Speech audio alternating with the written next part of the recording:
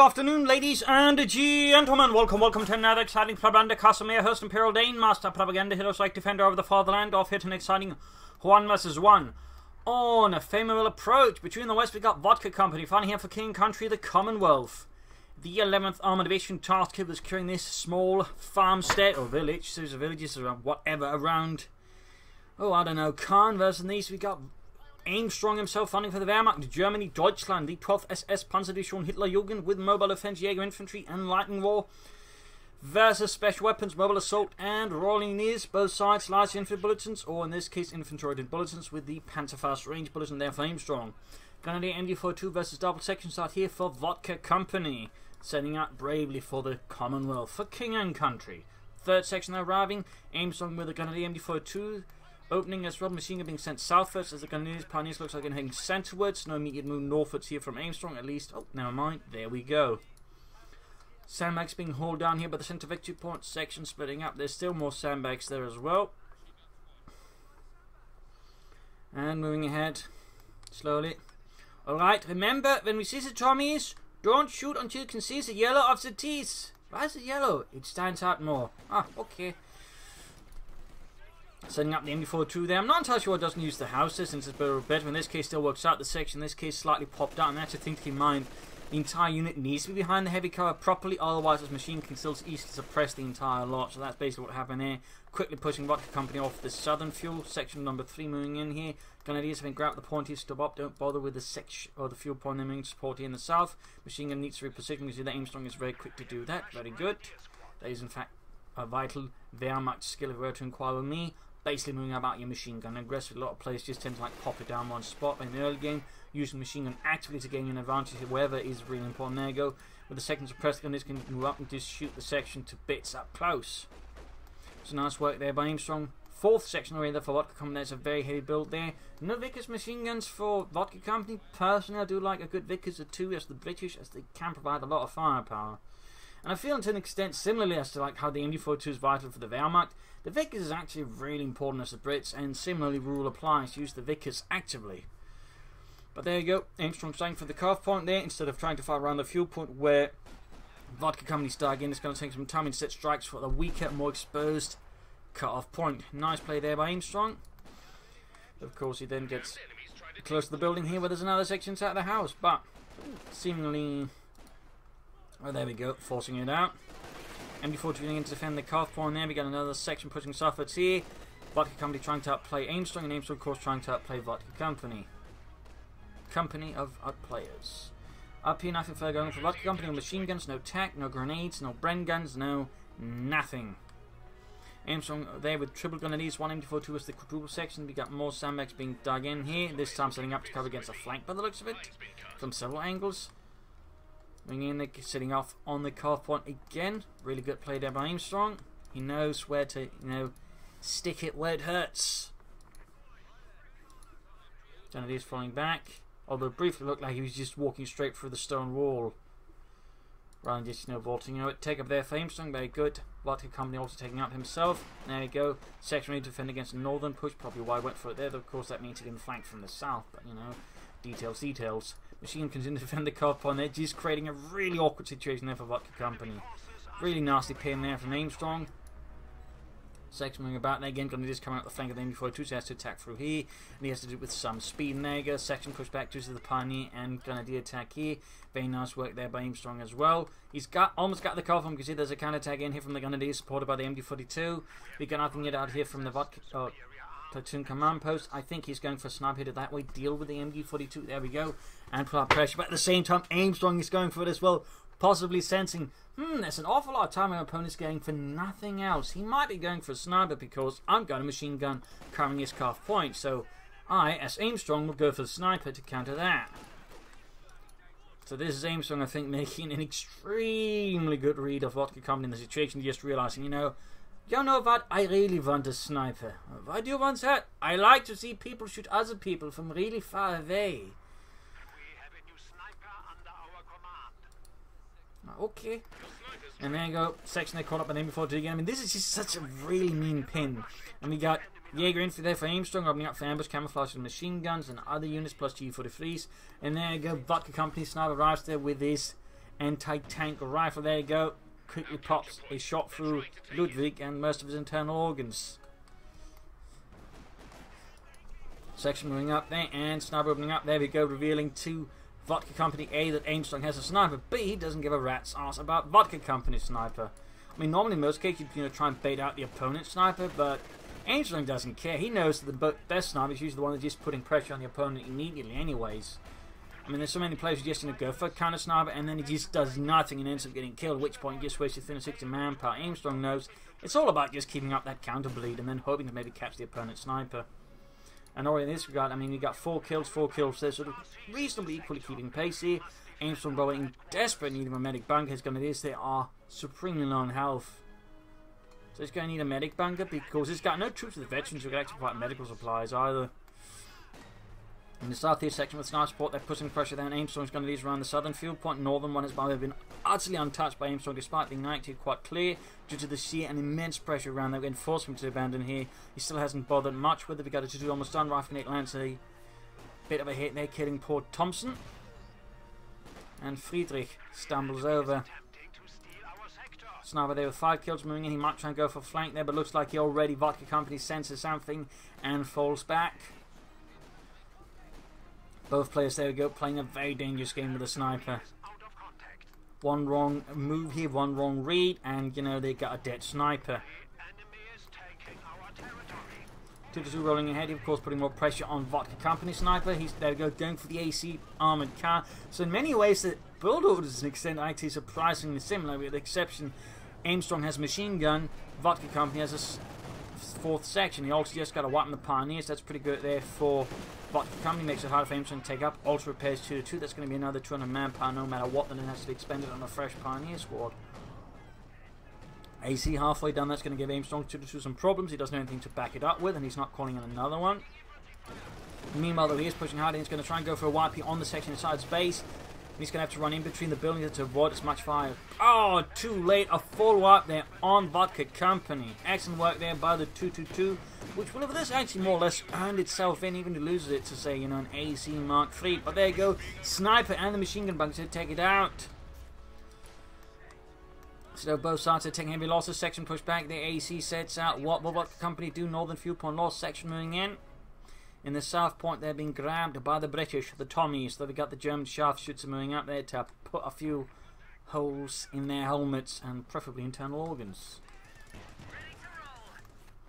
Back here, medic bunker finally going up there for Aimstrong for the German army. Going to these part of the section. G for defeat on the way. The Gewehr 43, the German semi-automatic rifle, based on the Soviet SVT-40 semi-automatic rifle after the G41 turned out to have some severe flaws. At least not be satisfactory. There go rifle grenade as well, getting another wipe there. Just heavy wipes on both sides. There goes sniper, gets rushed for the section. Aimstrong wasn't paying attention. Oh no, and he gets away though. He gets away, the lucky bastard. Holy smokes. Talk about the devil's own luck. That sniper should have been by most right speed dead, but no, he gets away, the cheeky bastard. Shank's flying up behind the machine gun there, opening up, getting some good hits. But there you go, Sniper returns the favour on the Tommies and actually lands a kill. Yeah, command squad around there for Aimstrong, a 5-man squad. British sniping about here. 7 kills, German sniper at 7 as well. They're keeping a surprisingly good pace between each other, neither sort of outscoring the other. More sections there for VodkaCompany to replace the losses suffered against those dastardly Huns. Those bastards. Then it's been flanked by the AC. Can he get a wipe? Can he get a wipe? Or will it be all futile in vain? Oof, AC is just not landing them. Just can't seem to land those hits. Section moving in to occupy the house tonight to the Germans. Getting flanked there by the AC engaged. Oh, we've got more guns. Going to cut off the escape path from the house. Very good. Sniper moving in as well there. Massive counterattack against the section, turning into a death trap here. Full VodkaCompany needs to retrieve the section soon.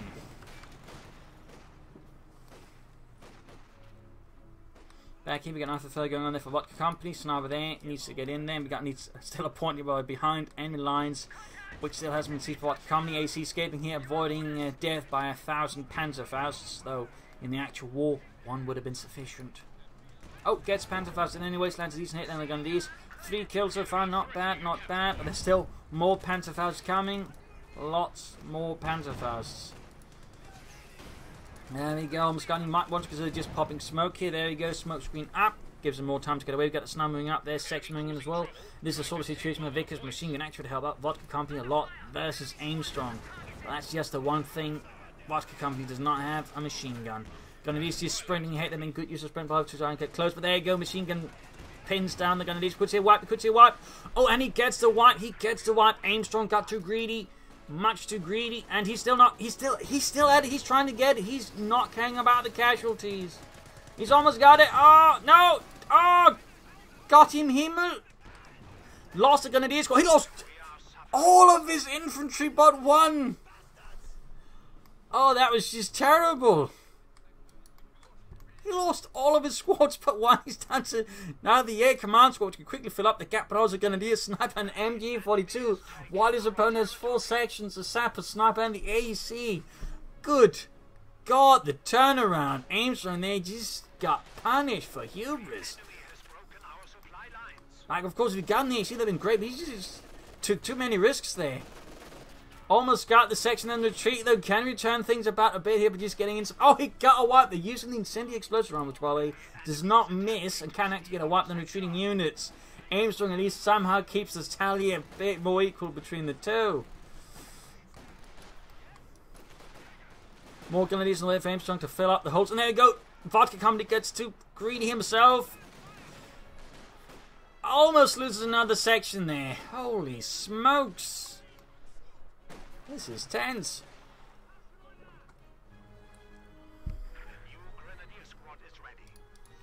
Back here, nothing going on for Aimstrong. No attempt to tech up. Now they're here for VodkaCompany. VodkaCompany might actually want to consider either getting some salvage to lay down mines or getting up some weapon action. Just researching grenades, just for some more firepower from the sections. So again, that might get an extra edge because with Jaeger command squads and G for defeats, Aimstrong does have something there for them, you know, at some point turning things around versus the sections. Though so far, I mean, he's still severely outnumbered by VodkaCompany's troops. But again, with upgrades, his Grenadiers and Jaeger command squad, of course, do pack more of a punch. There's this potential problem there for VodkaCompany. And it's either that he rushes out a tank very fast. Aimstrong meanwhile filling up the gaps. No Panzer Grenadiers. I mean, there's a lot of unupgraded sections. Panzer Grenadiers really do a lot of work. So I kind of would like to see Aimstrong go for that. But I mean, Grenadiers with G43s can also do, you know, good work.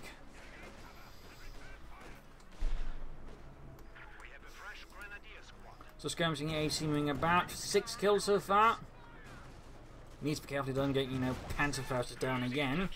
He might not quite be able to bank on Aimstrong just, you know, throwing away most of his stuff to try and take out one armoured car. Sniper there with the close to 10 kills. German snipers now actually caught hit at 13 kills. That's definitely a point of where I think there for VodkaCompany that the German snipers getting so far ahead.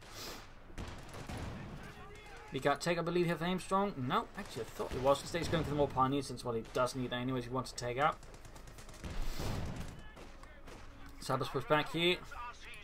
No tag up for Vodka. Still no upgrades either. And no doctrine as well. And at this stage, mobile assault would actually be pretty good if you're giving, you know, advanced cover combat, which would boost his sections versus Aimstrong sources. That'd actually be a pretty strong choice here, I think.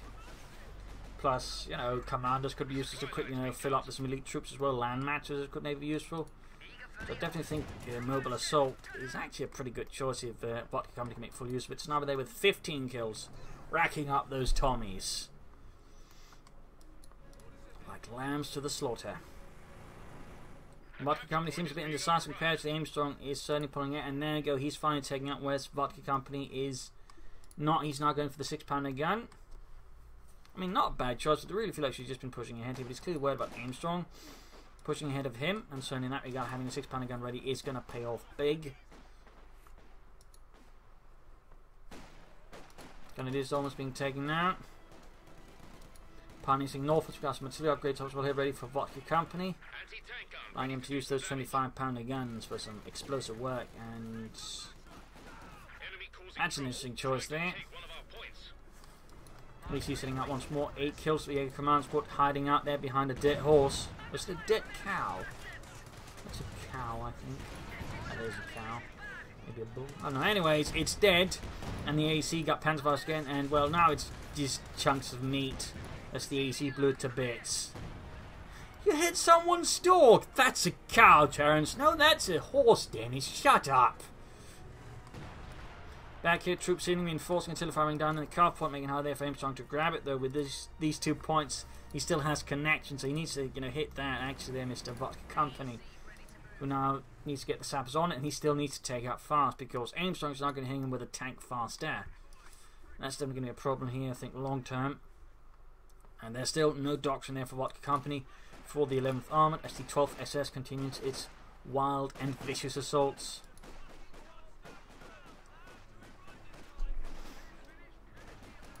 Defending the fuel point in the north vigorously. We got the AC once more good to go. Yeah, command squad once more appearing out of nowhere and Panther fasting it. No. Just looked like they're about to do it. Poor Fritz there, and this time trying to get him with the... Oh! Could see a wipe there again. Could see a wipe, but no escapes. AC there is just on a rampage versus German infantry now. 11 kills. Really some heavy stuff there versus Aimstrong. Could we see another wipe here? Looks like not. And the South Sappers Grenadiers there, though, are taking losses from the Sappers. Sten Sap machine guns up close. Almost getting a wipe there. And VodkaCompany finally taking up. Aimstrong is moments away from a Panzer IV. VodkaCompany's going to need a Cromwell tank to stop that. The Cromwell supported by the AC and the 6-pounder gun will be able to destroy the Panzer IV quite easily, particularly sets off a good target tread, at which point the Panzer IV is going to have a really hard time getting away, if not just downright lose.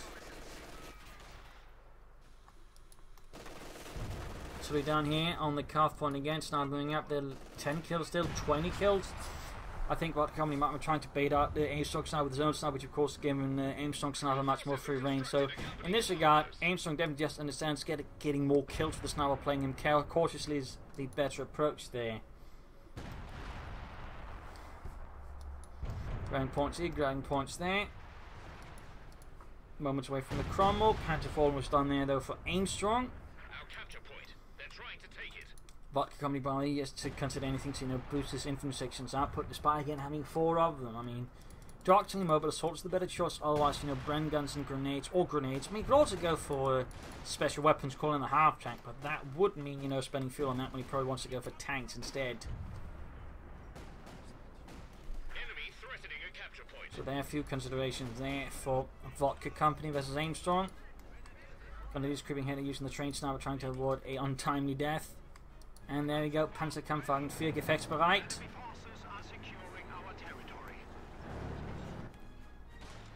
Grenadiers up in the sniper, and VodkaCompany gets away there pretty safely. Panther northwards. No pinlock machine gun there for Aimstrong's Panzerkampfwagen, and VodkaCompany is now able to call in the Cromwell and does do so. Very good work there. Still no doctoral choice there though from VodkaCompany. Grenadiers scored almost wiped out again here. The overall Aimstrong is avoiding, at least for now, any further wipes on his own forces. I don't think he'd be able to survive going down to just a Grenadier sniper and MG42 again. And even surviving that is pretty damn impressive. VodkaCompany continues to float an inordinate amount of munitions and is not really doing a lot with it, which you do find a bit disconcerting. You should at least be laying down mines with it, so that way slow down Aimstrong's attacks. Never mind getting a chance to immobilising the Panzer IV and just shooting it to bits safely. 25 kills on Aimstrong sniper. He's really just doing his part for the fatherland. Pioneers coming this one through the south. Up here we got Panther IV versus 6. Almost getting a wipe here, and gets away. No wipe for Aimstrong this time around. Cromwell on the move. No commander on the way there. AC should be backing it up though. AC should definitely be backing up. You finally got mines piling down here from VodkaCompany. Took him a bit of a while there. AC though, there we go, on the move as well. Got the Panther, gets straight for the Cromwell, shoots, both gets penetrating into the other. Big 2 point wide, actually pretty close as well between the two. I mean, this has been in many ways a very, very close fight. Which is quite impressive. Aimstrong can soon go for another Panzer IV, but so can VodkaCompany go for another Cromwell. And this is neither player is really in many ways gaining an upper advantage. I think in this case it's sort of probably the sniper, the sort of closer their edge for Aimstrong, and even then has to just make up for the severe amount of losses lost, you know, against that AC. And there you go, another Grenadier up here against Aimstrong. Another wipe. Panzer IV moving ahead here, pinlock machine gun is up though, that's good. There we go. He's trying to get some immobilizing hits. He needs to pull back over the AC. Oh! Pop smoke, pop smoke. Chaps, we need smoke. No, not tea, I said smoke, you nimmed rods. There we go. Almost got it. Cromwell trying to flank behind. In this case, I would say he was too slow in popping smoke and getting away then. I'm not entirely sure. I'm trying that was sensible with the Cromwell. He's almost got the Panther and get it. That'd be huge. Blitzkrieg here, though. Blitzkrieg. Ooh, this is going to be pretty close here. Grenadiers in the way, though, with the Panther first. Oh! And he gets the Panther full without losing the Cromwell. Big loss here for Aimstrong. A big loss. Still no doctrine, though, for VodkaCompany. We could see another Grenadier up. Oh! Good God, he lost 2 Grenadier squads and a Panzer IV in a short succession of time here. Enemy causing trouble, trying to take one of our points. He is paying a high blood price for all of this. Back here, troops mostly reinforcing, no heals there. He needs to get the Cromwell fixed up. He needs to get another tank out. He goes finally here for special weapons. I'm not entirely what he's playing, but I hope he's not going to go straight for the Crocodile, because that could actually give Aimstrong, you know, a chance to really get back, since that's going to be a lot of downtime for his economy as he sets out for the Crocodile. I mean, sure, if he can stall for it successfully, boom, good chance of winning, but until then, he's going to give Aimstrong a really good chance, you know, once more getting back into the game. So it's a pretty risky maneuver here that VodkaCompany's got going. Pretty risky maneuver. He should just go for another Cromwell, then stall for him. Particularly if he just had 2 Cromwells now, he'd just have a direct advantage. Or Aimstrong, 2 Cromwells versus 1 Panzer IV. That's not, I mean, you know, much of a contest. Plus, get the Cromwells goals just murder infantry. So, I mean, really, he should just go for a second Cromwell rather than trying to stall for the Crocodile. And he still needs to do something with his munitions. I mean, he's got a lot of munitions, not really doing an awful lot there. I mean, he's not even laying down a lot of mines, which he should be doing the bare minimum.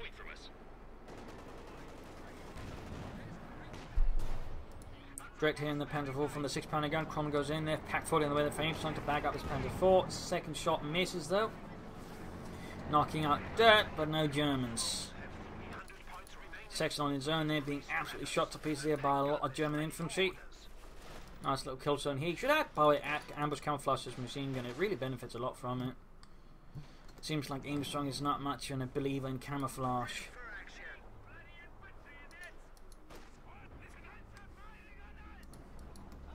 Grenadier versus Cromwell here. Panzer IV setting out. They're not even fully repaired. A bold maneuver there by Aimstrong. Bold. Probably going to be disappointing. Surely got the section here about support. And there you go. Panzer Faust. Oh, smoke pop there. Not a bad idea as such, but a bit close there. Aimstrong does not continue possibly referring there might be, of course, a trap here, which is actually a pretty good read. Of course, there's obviously he knows there's a 6-pounder gun around somewhere close to the base. If he just pushes in there, he could very risk losing the Panzer IV, which would be pretty catastrophic for Aimstrong. Also, he's getting control of most of the map, partly due to VodkaCompany just against stalling resources for the Crocodile, but also just being slow and pushing his Cromwell up and then just, you know, pushing elsewhere with it. So, I mean, that's pretty much giving Aimstrong all the time he needs to gain map control again, despite, you know, repeatedly now having suffered quite severe losses. We do see by the way the VodkaCompany actually lost his sniper, had to replace it. Not entirely sure if that's the best idea, if you're not a bit of the same more saps that repair stuff at this stage of the fight, to be honest. Meanwhile, we got 23 kills there on Aimstrong sniper with 33 actually now. Veteran T3. That fellow has definitely earned himself in many times over here versus VodkaCompany and the 11th Armoured. So now we're getting off another kill with 35. But there we go. Finally vengeance for VodkaCompany. He ends the German sniper alive. Clearly Aimstrong was not expecting a counter sniper at this stage of the fight. And there we go. He just decides to rush him with the A command squad. But VodkaCompany was a bit fast, then quickly hits retreat. But again, there's still the major issue. He's just lost most of the map. His fuel income has just dropped to 10 because Aimstrong is just locking down the map, ensuring that VodkaCompany can't easily play for the Crocodile now. So in that regard, I mean, we sort of see the issue here with VodkaCompany's sudden strategic shift towards the Crocodile. It is actually giving Aimstrong a massive helping hand. Just gaining the field and just gaining a big resource advantage, which is not exactly what VodkaCompany should be trying to achieve. In particular, it's going to soon have 2 Panther IVs versus 1 Cromwell, and 2 Panther IVs can really do a lot of damage. Even with the 6-pounder gun backing it up there, depending on how Aimstrong plays it, he can still minimise the effect. Then he just tear apart VodkaCompany's forces. So this really feels like a poor move there by VodkaCompany. He's very close to it, but even then, oh, he pops the smoke screen there using his Cromwell to cover up the retreat of the section. Very nice, but just not nice enough, as they still have to, run past a lot of Germans who can easily keep pace with them. Section forced away there. Cromwell needs to pull back as well. Pack 40 nearby. 2nd Panther IV moving in. Shot bounce at close range. Lucky there for VodkaCompany and the 11th Armoured. Second going here for the Pack 40. And there you go, Panther IV rushing the base. Takes a hit here. Sniper though might want to get off a shot there, maybe if possible. Except that requires veterancy. There's the critical shot. Oh dear. Chilly called in here around the 6-pounder gun. Nice work there by Aimstrong. And oh, he moved straight into it to try and catch up with the Panther IV. Really nice work. The VodkaCompany's just being beaten silly here by Aimstrong. He's so close to the Crocodile, but the problem is, again, with so little map left, it's just become such a much harder move. It's going to take so many minutes now compared to just maybe a minute. He just, maintain better map control. He might get this now. He's forced to call in a tank hunter section just to try and stall for time now.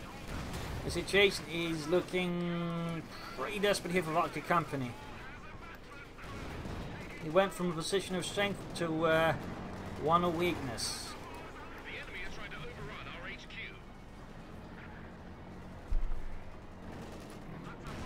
Panther IV quickly weaves away, avoiding a critical shot there from the sniper. Pinman machine away there for the Panther IV as well. Section getting blasted there. It's half the unit gone. Another half gone, leaving just a quarter of the original strength left. Sniper there, trying to get some hits in. It just isn't enough. He's really close, in fact. He's so close to it, but it's still taking ages from compared to when he had better map control. Aimstrong, of course, right now is not in a situation to actually resist it, but on the other hand, he's just got so many victory points now over VodkaCompany, and the question is, can he actually get back enough, fast enough, with the Crocodile versus Aimstrong?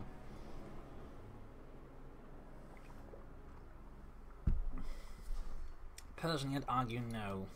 But who knows? I could be proven wrong. But VodkaCompany has very little left, and again, most of his resources just again on hold for the Crocodile. There we go. The Churchill Crocodile is ready. Heavy tank reporting.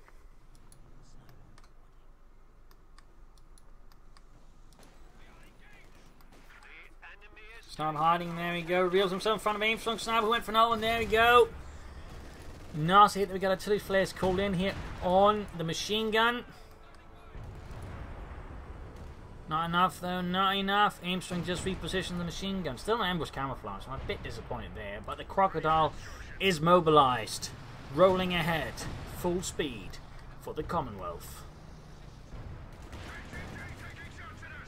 There you go, burning through the Germans.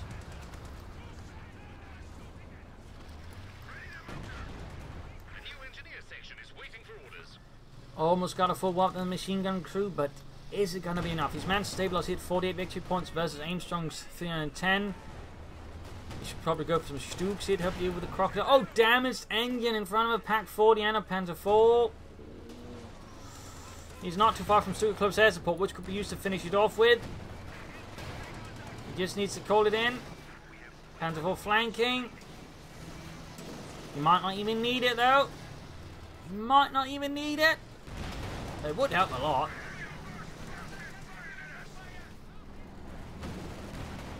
There we go, almost got it. There we go. One more hit from the Panther IV. Very close, 52 anti-tank section moving up. Shot missed. There we go. The Crocodile is gone. Leaving VodkaCompany's big gamble a big flaming scrap heap. All that time, all those losses in the end, it didn't matter much because it didn't have the sufficient forces to support it.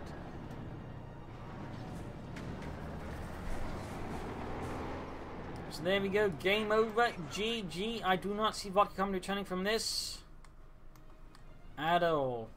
I mean, these chances with the Crocodile were low, but they weren't impossible. Of course, with the loss, there we go, GG, game over. A loss there for the 11th Armored Force to fall back here in face of a furious counterattack from the 12th SS. Heavy losses on both sides, multiple wipes. Aimstrong coming back from almost these GG situations for most other players. First one that was just sheer skill, but the onward game was VodkaCompany then really making just one of the worst calls you can. He just went for the Crocodile. I mean, again, as a rule of thumb, we're going to make videos some time ago talking about it. Usually only go for a heavy tank if you got 2 medium tanks. 2 medium tanks are quite important in this situation. They can sort of keep the other medium tanks in check, deal with infantry quite well, and just keep up pressure plus soak up damage, allowing you to maintain map control decently. But with only 1 Cromwell, it didn't take much here for things to go really wrong, at which point he lost control of the map, in particular when Aimstrong just went for 2 Panzer Force and just ganged up on it. And that was basically the issue there. Once Aimstrong then had the tank advantage, VodkaCompany's map control completely and utterly vanished in a matter of moments. So had he just gone for 2 Cromwells, he would probably be able to get a Crocodile faster once he had better map control, and the situation would have been much more different. But instead, because he just tried to stall for the Crocodile there, he gave Aimstrong all the time he needed to get back into the fight, give an arm advantage, and just used it against VodkaCompany like we're shouting. So again, while in many ways it was a close fight, it ended up just being decided by one particularly crucial mistake, and that again, playing for Crocodile when the situation really didn't allow for it. So that's basically VodkaCompany getting super greedy, and possibly again feeling overconfident because all these heavy losses, again inflicted on Aimstrong, and again those were some impressive losses, partly due to Aimstrong's own greed. But